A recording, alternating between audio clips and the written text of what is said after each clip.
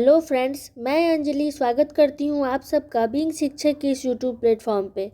हमने BPSC TRE 4 के लिए केमिस्ट्री इन एवरीडे लाइफ और साथ ही पॉलीमर के जितने भी इम्पोर्टेंट कॉन्सेप्ट हैं उसको समझा। साथ ही बीपीएससी टीआरई 1, 2, 3 में और स्टेट में जितने question chemistry in everyday life और पॉलीमर से पूछे गए हैं उन सबको कवर किया। अगर आप लोगों ने इस वीडियो को अभी तक नहीं देखे हैं तो जाकर अभी देख लीजिए। इससे आपको पता चलेगा कि क्वेश्चन एक्चुअली पूछा कैसे जाता है और साथ ही एक आइडिया लग जाएगा और आपको ये भी पता चलेगा कि क्वेश्चन कहाँ से पूछे जाते हैं। बहुत सारे बच्चों का ये प्रॉब्लम होता है ना कि क्या पढ़े क्या ना पढ़े, पता नहीं क्वेश्चन कहाँ से आएगा। तो जो मैंने कल पॉलीमर का क्वेश्चन वाला वीडियो डाला है ना एनसीईआरटी एग्जाम्पलर का, उस वीडियो को देखने के बाद आपको पता लग जाएगा कि आपके जो क्वेश्चंस है स्टेट में और टीआरई 1, 2, 3 में कहाँ से पूछे गए हैं। पॉलीमर हो, केमिस्ट्री इन एवरीडे लाइफ हो, चाहे और भी जो भी केमिस्ट्री के एग्ज़ाम हुए हैं किसी भी कंपटीशन में उसमें। ठीक है, तो आप लोगों को पता चल जाएगा। अगर आप लोगों ने इस वीडियो को नहीं देखा है तो अभी जाकर वीडियो को देख लीजिए। टीआरई 4 में बीपीएससी पीजीटी के प्रिपरेशन के क्रम में ही आज का हमारा टॉपिक है इन्वायरमेंटल केमिस्ट्री, जो कि एक बहुत ही इंटरेस्टिंग और स्कोरिंग चैप्टर हो जाता है टीआरई 4 के लिए। देखिए, हमें पता नहीं है ना कि क्वेश्चन जो है वो कहाँ से पूछेगा। बीपीएससी टीआरई 4 में क्वेश्चन एक्चुअली कहाँ से आएगा ये पता नहीं है, लेकिन जो चैप्टर्स दिए गए हैं एनसीईआरटी में हम लोग उसको अगर पढ़ के जाएँ तो डेफिनेटली एक संतुष्टि रहेगी कि हाँ, जो भी सिलेबस में है वो हम पढ़ के आए हैं। तो अब किसी तरह से क्वेश्चन घुमा के कहीं से भी पूछे तो वो क्वेश्चन हम लोग कर ले जाएंगे। इसीलिए किसी सेगमेंट को छोड़ना नहीं है। कौन सा चैप्टर कब इम्पोर्टेंट हो जाएगा पीजीटी केमिस्ट्री में ये आपको पता तक नहीं चलेगा। तो इसी क्रम में मैंने इन्वायरमेंटल केमिस्ट्री के चैप्टर्स उठाए हैं जो कि बहुत इंटरेस्टिंग है और स्कोरिंग भी है। अगर आप लोग अच्छे से समझ जाते हैं तो इससे जो भी क्वेश्चन आएगा टीआरई 4 में वो आप बना ले जाएंगे।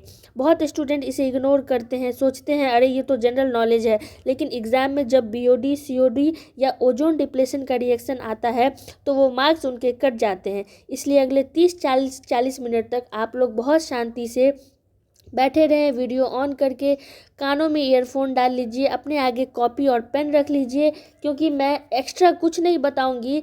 मैं सिर्फ एनसीईआरटी ही आपके सामने में रीडिंग करूंगी और आपको पता चलेगा कि एग्ज़ाम में एनसीईआरटी से किस तरह से क्वेश्चन बनता है टीआरई 4 में या फिर कोई भी अदर कंपटीशन का एग्ज़ाम होगा। तो इसमें हम लोग जितना हो सके आज की वीडियो में कवर करेंगे एनवायरनमेंट का चैप्टर। लेकिन वीडियो शुरू करने से पहले अगर आप लोगों ने वीडियो को अभी तक लाइक नहीं किया तो लाइक कर दीजिए, ज़्यादा से ज़्यादा शेयर कर दीजिए और साथ ही अगर चैनल पर नए हैं तो चैनल को सब्सक्राइब भी कर लीजिए। तो चलिए पता करते हैं हम लोग कि अभी हम लोग एक्चुअली इसमें पढ़ेंगे क्या क्या, हमें क्या क्या पढ़ना है। पहले हम लोग इसकी बात करते हैं, ठीक है।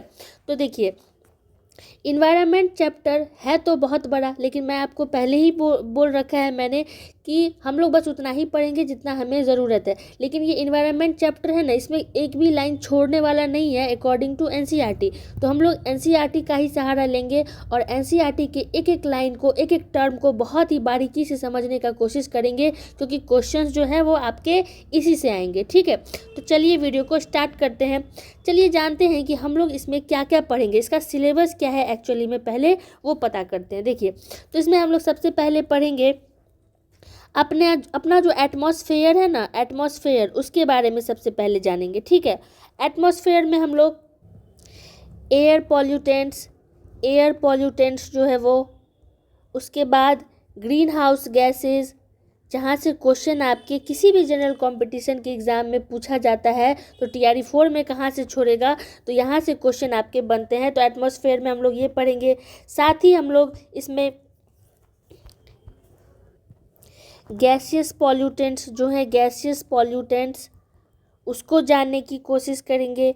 उसके बाद जो पार्टिकुलेट पॉल्यूटेंट्स हैं, पार्टिकुलेट पॉल्यूटेंट्स उसको जानने की कोशिश करेंगे, ठीक है। गैसियस पॉल्यूटेंट्स में आप ऑक्साइड्स ऑफ सल्फर पढ़ेंगे, ऑक्साइड्स ऑफ नाइट्रोजन पढ़ेंगे, ऑक्साइड्स ऑफ कार्बन पढ़ेंगे, जैसे हाइड्रोकार्बन सब होता है ना, वो जानेंगे हम लोग। उसके बाद हम लोग स्मॉग पढ़ेंगे। स्मॉग दो टाइप का होता है, एक फोटोकेमिकल स्मॉग खूब क्वेश्चन पूछता है इन सब चीज़ों से, और दूसरा होता है एक फोटोकेमिकल और दूसरा क्लासिकल स्मॉग। क्लासिकल स्मॉग होता है, ठीक है। इसके साथ ही हम लोग स्ट्रेटोस्फेरिक पॉल्यूशन जो होता है, जैसे ओजोन लेयर बटा हुआ है ना हमारे एटमॉस्फेयर का, ट्रोपोस्फेयर है, स्ट्रेटोस्फेयर है, मीजोस्फेयर है, एक्सोस्फेयर है। तो उसी तरह से हम लोग केवल दो ही स्फेयर के बारे में पढ़ेंगे, एक ट्रोपोस्फेयर और दूसरा स्ट्रेटोस्फेयर। तो अभी तक आपने जितना देखा है वो ट्रोपोस्फेयर के बारे में। अब हम लोग स्ट्रेटोस्फेयर के पॉल्यूशन के बारे में पढ़ेंगे कि स्ट्रेटोस्फेयर कैसे पॉल्यूशन से अफेक्टेड होता है। तो स्ट्रेटोस्फेरिक पॉल्यूशन में हम लोग जानेंगे, स्ट्रेटोस्फेयर में हम लोग जानेंगे ओजोन डिप्लीशन, ओजोन डिप्लीशन क्या होता है, ठीक है। उसके बाद से हम लोग जानेंगे सीएफसी के बारे में, सीएफसी जो होते हैं क्लोरोफ्लोरोकार्बन, उसके बारे में हम लोग जानेंगे। क्लोरीन फ्री रेडिकल का इस सीएफसी में क्या योगदान है वो समझने की कोशिश करेंगे। साथ ही हम लोग नेक्स्ट जो हमारा टॉपिक होगा वो होगा वाटर पॉल्यूशन, वाटर पॉल्यूशन जिसमें आपको बीओडी वर्सेस सीओडी देखने को मिलेगा, जहाँ से खूब एग्जाम में क्वेश्चन पूछा जाता है बीओडी और सीओडी से रिलेटेड, जिसमें पैथोजन, ऑर्गेनिक वेस्ट, ये सारी चीज़ें आपको देखने को मिलेंगी। नेक्स्ट जो हमारा टॉपिक होगा वो बहुत ही इम्पॉर्टेंट टॉपिक है और उसका नाम है यूट्रोफिकेशन। क्या नाम है? यूट्रोफिकेशन। आप लोगों ने खूब नाम सुना होगा, अगर आप लोग केमिस्ट्री के स्टूडेंट हैं तो आप लोगों ने इसका नाम खूब सुना होगा। नेक्स्ट हम लोग जानेंगे सॉइल पॉल्यूशन, साथ ही ग्रीन केमिस्ट्री के बारे में, सॉइल पॉल्यूशन और साथ ही इसका जो ग्रीन केमिस्ट्री है, ग्रीन केमिस्ट्री, उसके बारे में हम लोग पढ़ेंगे। ये सब आपके एनसीईआरटी में दिया गया है। ग्रीन केमिस्ट्री सॉइल पोल्यूशन में हम लोग हर्बिसाइड्स, साथ ही पेस्टिसाइड्स, इन सब चीज़ों के बारे में पढ़ेंगे। यानी कि मिला जुला कर ये टॉपिक आपका बहुत इम्पॉर्टेंट है और मैं बस उन्हीं चीज़ों को पढ़ाऊँगी जहाँ से आपके एग्ज़ाम में क्वेश्चन बनेगा। तो बहुत ही शांति से बैठे रहिए और सुनते रहिए, और नोट्स जहाँ पे बनाने की ज़रूरत है वहाँ पे आप नोट्स भी बनाते चलिए। तो चलिए वीडियो को स्टार्ट करते हैं। हम लोग एनसीईआरटी को ही पढ़ेंगे, तो ज़्यादा इसमें दिमाग नहीं लगाना है, बस बहुत इंटरेस्टिंग चैप्टर है, बहुत मज़ा आने वाला है, बस आप लोग सुनते चलिए। देखिए, हम लोग सबसे पहले इन्वायरमेंटल पॉल्यूशन के बारे में जानते हैं कि इन्वायरमेंटल पॉल्यूशन होता क्या है। लेकिन उससे पहले हम लोग समझेंगे कि इन्वायरमेंटल केमिस्ट्री किसको कहते हैं। तो इन्वायरमेंटल केमिस्ट्री जो है वो ऐसा केमिकल फिनोमिना है जो हमारे इन्वायरमेंट में, हमारे चारों तरफ जो घटनाएं घटती हैं और उसका हम लोग अध्ययन करते हैं, तो उसी को हम लोग क्या कहते हैं? इन्वायरमेंटल केमिस्ट्री कहते हैं, ठीक है। यहाँ पे एक इम्पॉर्टेंट टर्म आता है पॉल्यूटेंट। क्या टर्म आता है? पॉल्यूटेंट। इसको भी हम लोग जानने की कोशिश करेंगे, लेकिन पहले एनसीईआरटी का जो लिखा गया है उसे हम लोग पढ़ लेते हैं जल्दी जल्दी, ठीक है। Environmental pollution is the effect of undesirable changes in our surrounding that have harmful effect on plant, animal and human beings। देखिए, environmental pollution जो है वो इन्वायरमेंट में एक अनडिज़ायरेबल चेंज होता है जिसका हार्मफुल इफेक्ट पड़ता है किस पे? प्लांट्स पे, एनिमल्स पे और साथ ही ह्यूमन बींग्स पे। यानी कि जितने लिविंग थिंग्स हैं ना, लिविंग थिंग्स, उस पर इसका निगेटिव इफेक्ट पड़ता है। आई होप कि आप लोगों को समझ में आ गया होगा। नेक्स्ट है, a substance which causes pollution is known as pollutant. ऐसा सब्सटेंस जो पॉल्यूशन को बढ़ावे, जो पॉल्यूशन का कारण हो, उसे ही क्या कहते हैं? पॉल्यूटेंट कहते हैं। मतलब पॉल्यूटेंट वो सब्सटेंस है जो नेचर में हार्मफुल इफेक्ट क्रिएट करता है। ये डिग्रेडेबल भी हो सकता है, डिग्रेडेबल यानी कि बायोडिग्रेडेबल भी हो सकता है। जैसे सब्जी के छिलके, सब्जी का जो छिलका होता है, सब्जी का छिलका, यानी कि इसको हम लोग किचन वेस्ट बोलते हैं। क्या बोलते हैं? किचन वेस्ट बोलते हैं, है ना। किचन वेस्ट जो है क्या है? एक बायोडिग्रेडेबल वेस्ट है, बायोडिग्रेडेबल पॉल्यूटेंट है। और यहीं पे नॉन बायोडिग्रेडेबल जैसे डीडीटी, है ना, डीडीटी, प्लास्टिक, पॉलीथीन, ये सभी क्या है? नॉन बायोडिग्रेडेबल पॉल्यूटेंट्स हैं। तो आप लोगों को पॉल्यूटेंट समझ में आया कि पॉल्यूटेंट वो सब्सटेंस है जो नेचर में हार्मफुल इफेक्ट करता है लिविंग थिंग्स पर, और ये बायोडिग्रेडेबल भी हो सकता है और साथ ही ये नॉन बायोडिग्रेडेबल भी हो सकता है, जैसे डीडीटी, प्लास्टिक और जो पॉलीथीन्स होते हैं वो, ठीक है। चलिए नेक्स्ट पे चलते हैं हम लोग। पॉल्यूटेंट्स कैन बी सॉलिड, ये सॉलिड भी हो सकता है, लिक्विड भी हो सकता है और गैस भी हो सकता है, ठीक। अब चलिए नेक्स्ट है हमारा कि इंसान को 12 से 15 टाइम्स ज़्यादा ज़रूरत पड़ती है एयर की खाने के अकॉर्डिंग। मतलब जितना हम लोग खाना खाते हैं ना, उससे 15 गुना ज़्यादा ज़रूरत किसकी पड़ती है? एयर की। यानी कि एक टाइम के लिए हम लोग फूड के बिना रह सकते हैं, बट इस हवा के बिना रहना पॉसिबल नहीं है। ठीक है, so even a small amount of pollutant in the air becomes significant compared to similar level present in the food. Pollutants can be degradable like discarded vegetable which rapidly break down by natural processes जैसे kitchen waste. On the other hand, pollutant which are slowly degradable जो कि बहुत धीरे धीरे degradable होता है और remain in the environment जैसे का तैसे रह जाता है environment में, जैसे कि pollutant, जैसे कि ये प्लास्टिक्स होते हैं ना वैसे।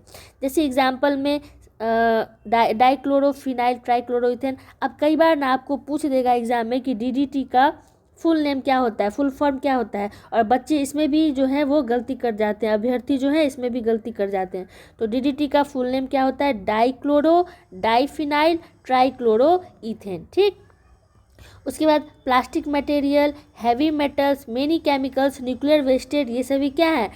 नॉन बायोडिग्रेडेबल वेस्टेज हैं। Once release into the environment are difficult to remove. अगर एक बार एनवायरनमेंट में छोड़ दिया जाए तो फिर उसको वापस उसको डिस्ट्रॉय करना बहुत ही ज़्यादा मुश्किल हो जाता है। अब चलते हैं हमारा नेक्स्ट टॉपिक।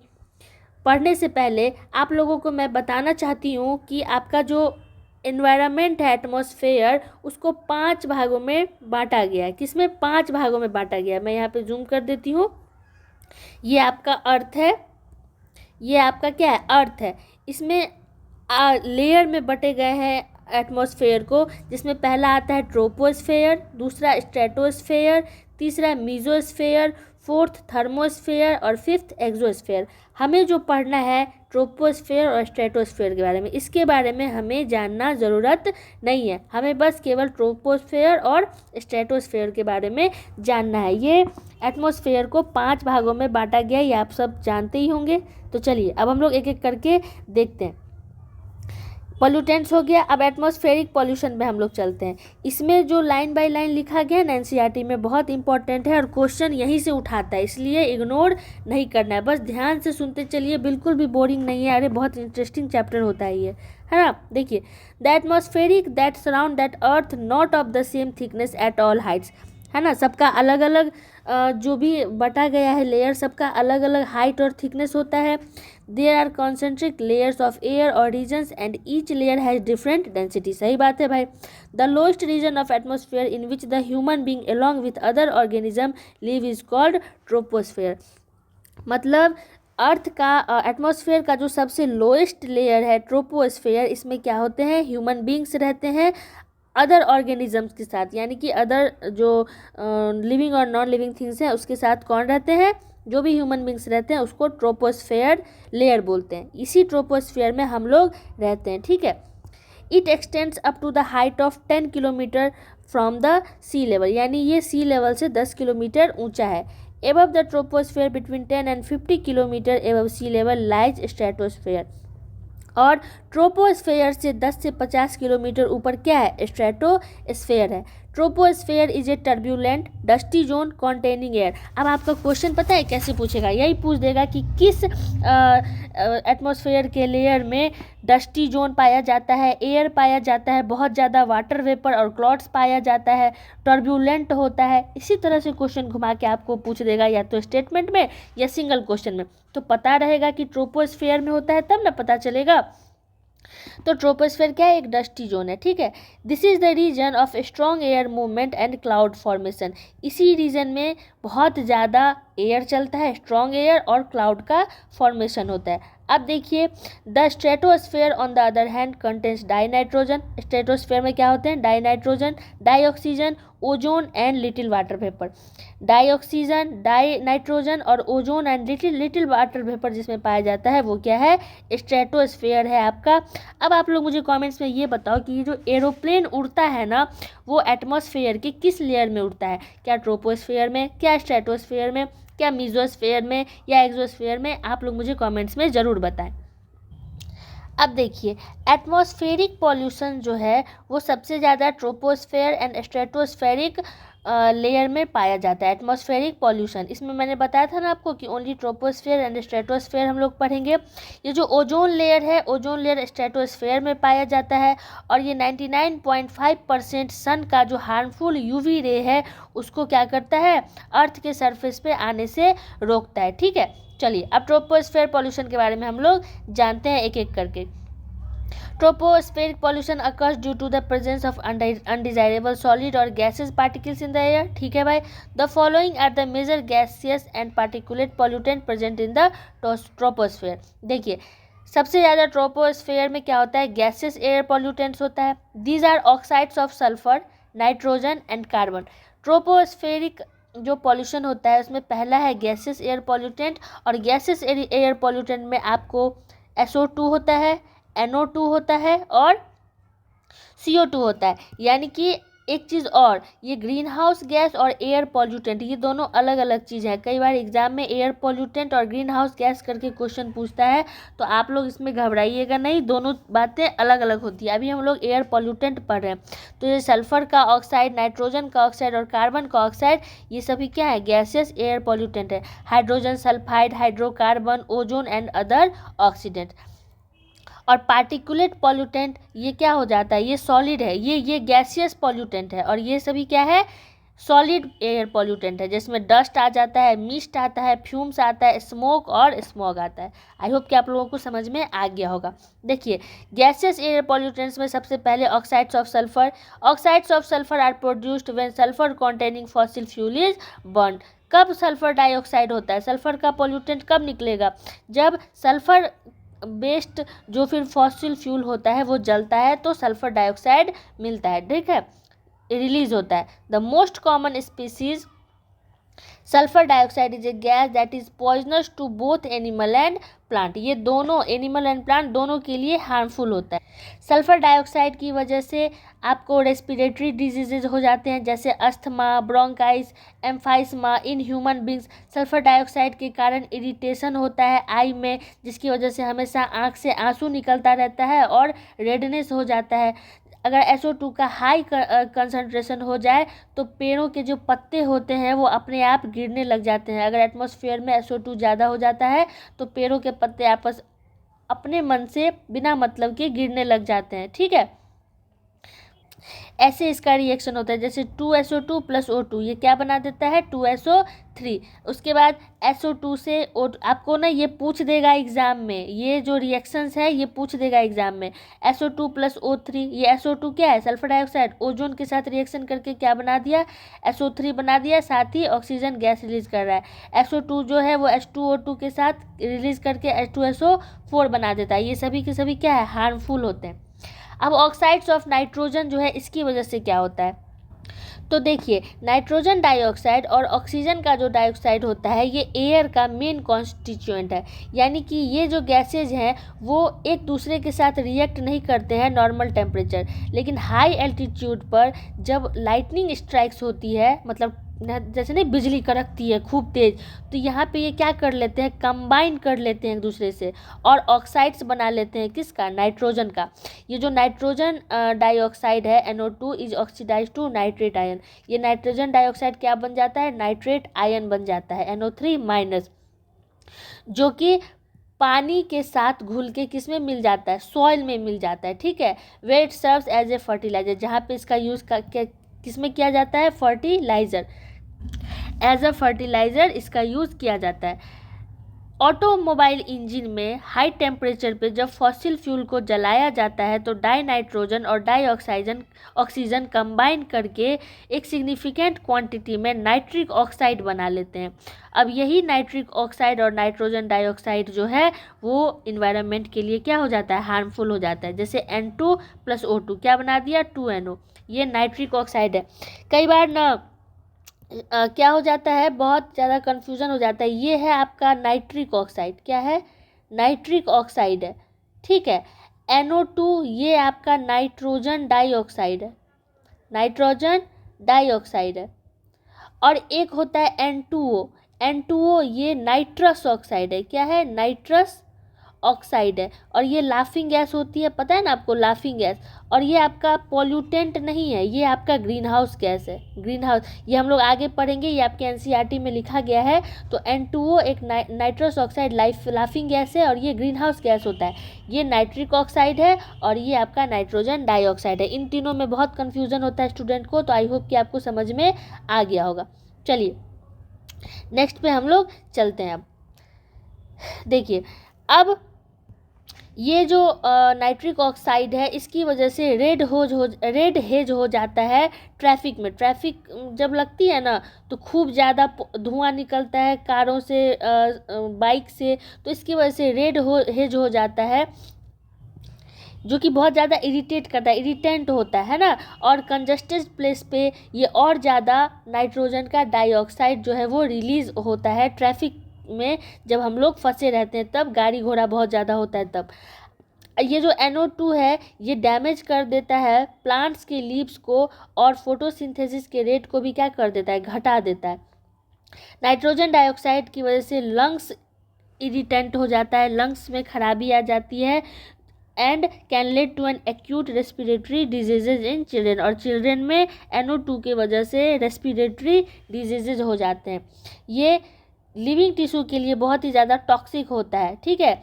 और नाइट्रोजन डाइऑक्साइड हार्मफुल होता है बहुत सारे टेक्सटाइल फाइबर और मेटल्स के लिए भी। तो आई होप कि आपको सल्फर डाइऑक्साइड और नाइट्रोजन डाइऑक्साइड और नाइट्रिक ऑक्साइड से होने वाले एटमॉस्फेरिक पॉल्यूशन समझ में आ गए होंगे, जो कि एनसीईआरटी में 1 by 1 करके लिखा गया है। इसी का एक पार्ट होता है हाइड्रोकार्बन्स। अब ये हाइड्रोकार्बन्स क्या है, तो hydrocarbons are composed of hydrogen and carbon only. केवल हाइड्रोजन एंड कार्बन से मिलकर ये बनता है। और ये इनकम्प्लीट कंबशन जब होता है ना फ्यूल का, तब हाइड्रोकार्बन्स निकलते हैं कहाँ पे, ऑटोमोबाइल्स में। हाइड्रोकार्बन्स जो होते हैं वो कार्सिनोजेनिक होते हैं। अब पूछ देगा एग्जाम में कि इनमें से कौन सा कार्सिनोजेनिक है, एग्जाम्पल में दे देगा हाइड्रोकार्बन, SO2, N2O और नन ऑफ द एबव। तो पता रहेगा कि हाइड्रोकार्बन्स कार्सिनोजेनिक है, तब ना आप टिक करेंगे। और ये तो बहुत इजी क्वेश्चन हो जाएगा। तो हाइड्रोकार्बन्स क्या है, कार्सिनोजेनिक है, यानी कि ये कैंसर पैदा करता है, उत्पन्न कर देता है बॉडी में। ये प्लांट्स के लिए भी हार्मफुल है, क्यों, क्योंकि ये एजिंग करता है प्लांट्स में, बहुत ज़्यादा जल्दी उसको वृद्ध बना देता है। और ये हमारे टिश्यू को भी ब्रेक डाउन करता है। पत्तों के झड़ने में इसका निगेटिव असर दिखता है, जो पत्ते झड़ने लगते हैं हाइड्रोकार्बन की वजह से। और फ्लावर्स की जो पंखुड़ियाँ टूटने लगती हैं वो भी हाइड्रोकार्बन की वजह से। आई होप कि आपको समझ में आ गया होगा। यानी कि गैसियस एयर पॉल्यूटेंट में एक था सल्फर का ऑक्साइड, एक था नाइट्रोजन का ऑक्साइड और एक था हाइड्रोकार्बन्स, जिसे मैंने बहुत ही इजी लैंग्वेज में आपको समझा दिया होगा। आप लोग, मैं आशा कर रही हूँ कि आप नोट्स बना रहे होंगे। नेक्स्ट है oxides of carbon. Oxides of carbon में पहला आता है कार्बन मोनोऑक्साइड। कार्बन मोनोऑक्साइड एक मोस्ट सीरियस एयर पॉल्यूटेंट है। अब क्या करेगा ना, एग्जाम में पूछ देगा कि इनमें से कौन सा एयर पॉल्यूटेंट है, वहाँ पे आपको CO भी दे देगा और साथ में CO2 भी दे देगा। अब आप क्या करोगे, एयर पॉल्यूटेंट जैसे ही देखा CO2 में टिक कर दोगे, जो कि गलत है। CO2 एक ग्रीन हाउस गैस है, CO2 एक एयर पॉल्यूटेंट नहीं है, ठीक है।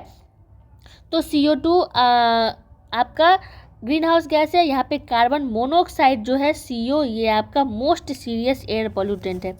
ये क्या होता है, कलरलेस होता है, ऑर्डरलेस गैस होता है।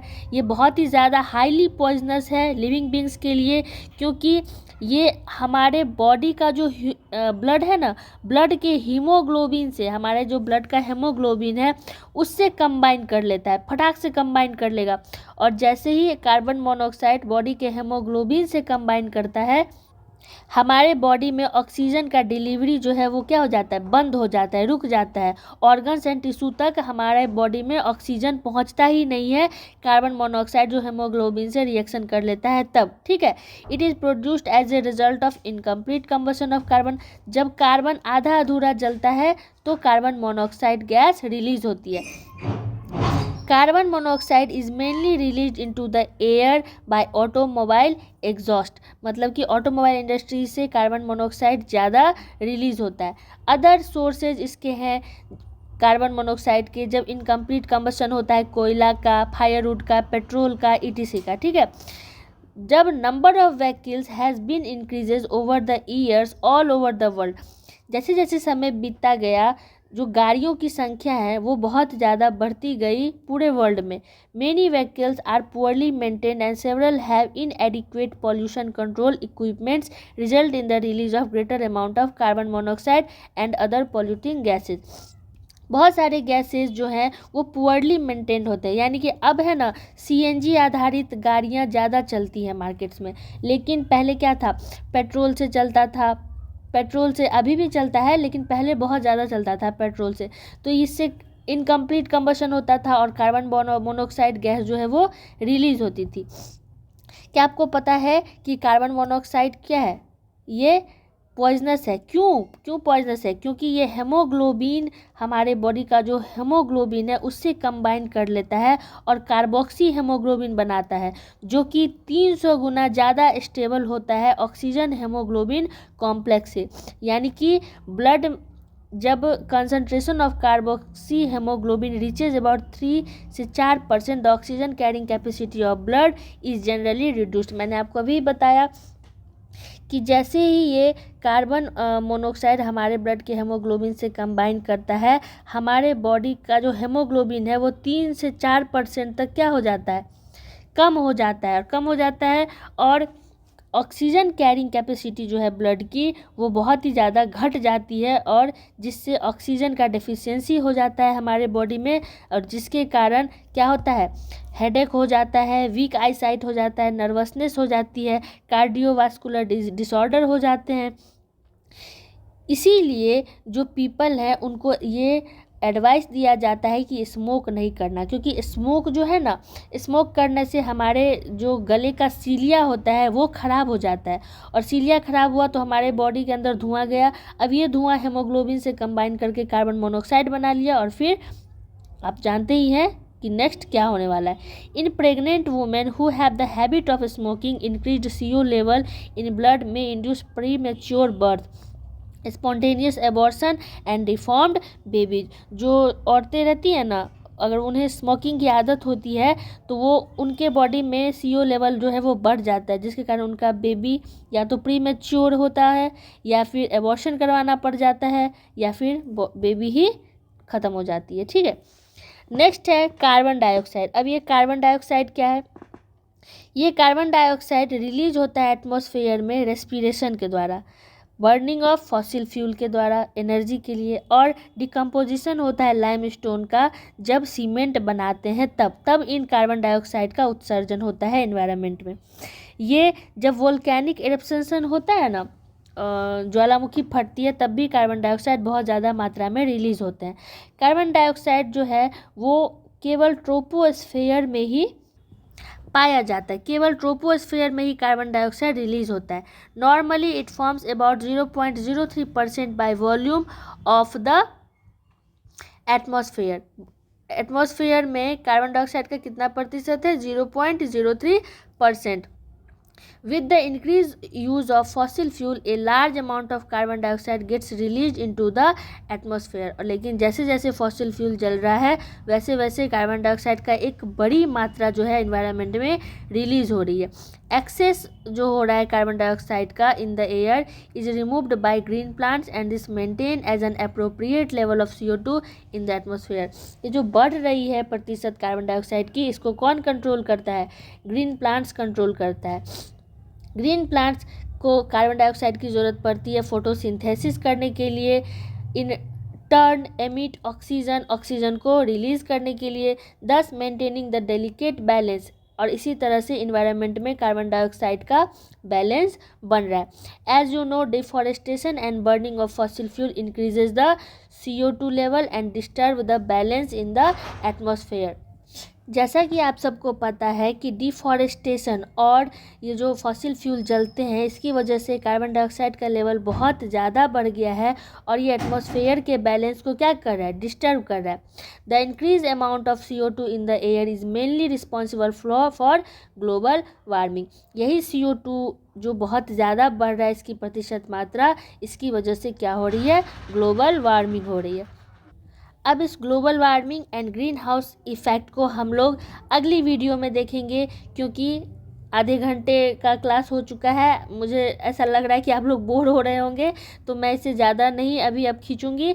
मैं अगले पार्ट में ग्रीन हाउस इफ़ेक्ट, साथ ही जो भी वाटर पॉल्यूशन है, एसिड रेन है, उसके बाद से यूट्रोफिकेशन है, बीओडी है, सीओडी है, इन सब को मैं कल की वीडियो में कवर करूँगी।